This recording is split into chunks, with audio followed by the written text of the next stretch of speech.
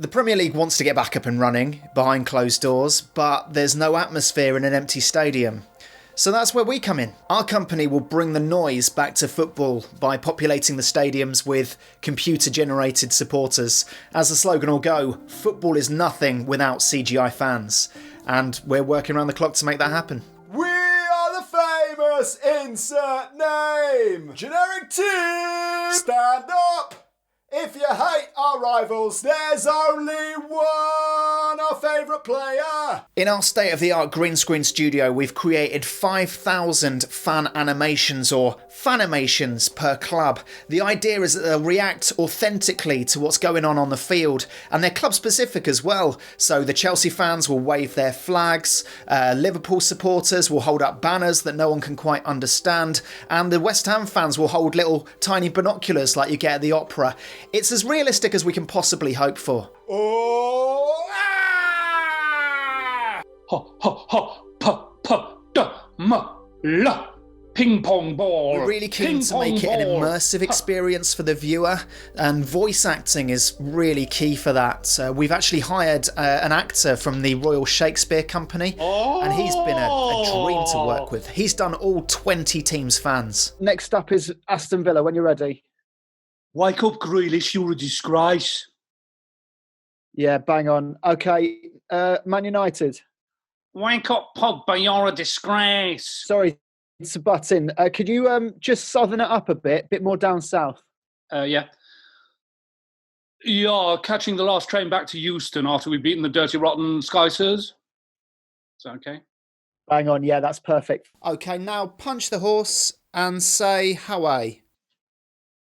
Oh, yeah. Very good, that's cracking, yeah. Thank you. Where did you train? Rada. I've got a question, if that's all right. Yeah. What is the motivation of the Arsenal fans outside the stadium talking to the camera? It just seems pointless. There is no motivation. It's utterly pointless. Oh, okay. Roger and his team are doing astonishing work in a very short space of time. I'm here to liaise with him on the in-game specifics and really just make sure that the realism is as real as possible. The Etihad is looking a bit full. Can we lose, say, 5,000 fans? Yeah. Also, I've actually done a Champions League booing soundtrack for when they play in Europe. Can you hear that? Wow, that gives me goosebumps. That's amazing. Can we charge these fans for going to the games? Sorry, what do you mean? Can we charge entry price for these fans in order to generate revenue? They're pixels, Michael. Yes. Of course they are, yes. We had a trial of the software this morning, which admittedly did have a couple of teething problems. We accidentally populated the King Power Stadium with 25,000 giraffes wearing baseball caps. I'd uploaded my honeymoon photos by mistake. But that gives way to new possibilities. I mean, you don't just have to have humans at the games anymore. That was a massive limiting factor in the past. Now you could populate it with Disney characters. You can have all the aliens from Toy Story watching the North London Derby. I mean, it's endless. CGI fans are a huge advantage, yes. They don't make a mess, you don't need a police presence, you don't need stewards. I really can't see any downside, apart from maybe they don't buy food at half time, but even then we're looking at a scheme that would pair a real fan with his CGI equivalent.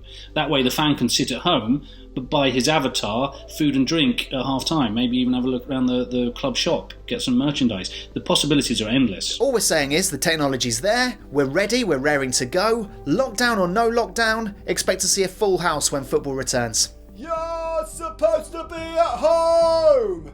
You're supposed to. Thanks so much for watching ESPN on YouTube. And for more sports highlights and analysis, be sure to download the ESPN app. And for premium content and live streaming, subscribe to ESPN Plus.